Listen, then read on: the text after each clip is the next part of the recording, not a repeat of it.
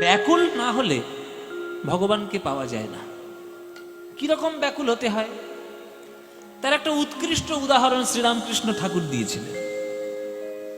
রামকৃষ্ণ ঠাকুরের কাছে এক ভক্ত এসে বলছে, তখন ঠাকুর গঙ্গার পাড়ে বসে আছে, ওই ঠাকুরের কাছে এসে বলছে, ঠাকুর আমি মাকে দেখা পাবো কি করে, যদি একটু রাস্তা বলে দেন। তখন ঠাকুর তো আপনারা সবাই জানেন রামকৃষ্ণ ঠাকুরের মতো এরকম চতুর মানুষ আর হয় না। আমরা রামকৃষ্ণ ঠাকুরকে যেভাবে চিত্র দেখি, একটু পাগলা ঠাকুর, একটু বোকা, একটু সরল সাধারিত, মোটেও নয়। ওনার মতো চালাক আর ওনার মতো চতুর, সাংঘাতিক চতুর ছিলেন। যখনই লোকটা এসে বলেছে যে ঠাকুর দেখবো মাকে কেমন করে দেখবো, অমনি ঠাকুর তার ঘাটটা ধরে আর গঙ্গার জলে চুবিয়ে দিয়েছে। একদম ধরেই আছে, মুন্ডটা ধরেই আছে। এখন মুখ যদি, মাথা যদি জলের মধ্যে তলায় চলে যায় তাহলে আপনি কি মরে যাবেন? তো ছটপট ছটপট ছটপট ছটপট করছে, আরে বাঁচাও বাঁচাও বাঁচাও বাঁচাও গো বাঁচাও, হাত পা ছটপট করছে।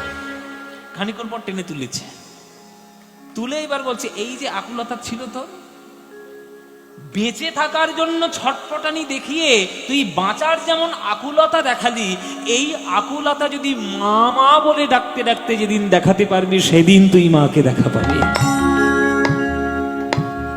কত গভীর তত্ত্ব, কত সহজ কথাই বললেন।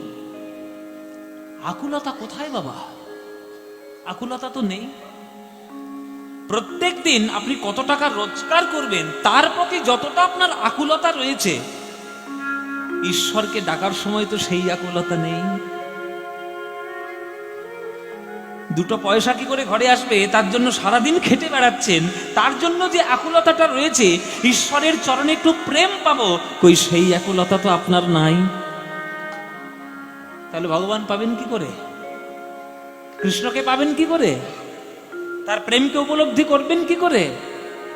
আকুলতা হতে হবে। তা আপনারা আকুল হয়ে কীর্তন শুনতে এসেছেন। এই কীর্তন শুনলে লাভ হবে কি হবে না, সেটা আপনাদের গ্রহণ করার উপর নির্ভর করছে। একটা মাস্টার মশাই 100 খানা ছাত্রকে ক্লাসের মধ্যে পড়ায়, 100 খানা ছাত্র কি মাস্টারের মতো হতে পারে? একটা থেকে দুটো থেকে তিনটে থেকে চারটে থেকে পাঁচটা, আর বাকি সব ভস্যে ঘি ডালার মতো। আমি এখানে দাঁড়িয়ে কীর্তন করছি, মহাজনদের কথা বলছি, আপনারা শুনছেন, আপনারা হাজার হাজার মানুষ এসছেন, কজন সেটা গ্রহণ করতে পারবেন? 5 থেকে 10 জনের বেশি কেউ গ্রহণ করতেই পারবেন না। কিছু মনে করবেন না, সত্যি কথা বললাম। অনেকে আসে অনেক উদ্দেশ্য নিয়ে। কেউ দেখতে আসে পদ্মপলাশকে দেখতে কেমন, রোগা না মোটা, কালো না ফর্সা, বেটে না লম্বা, টিভিতে দেখেছি সামনে দেখবো। আরে আমাকে দেখে আপনি কি করবেন? আমাকে দেখে আপনি কি করবেন? আমাকে দেখে তো লাভ নেই।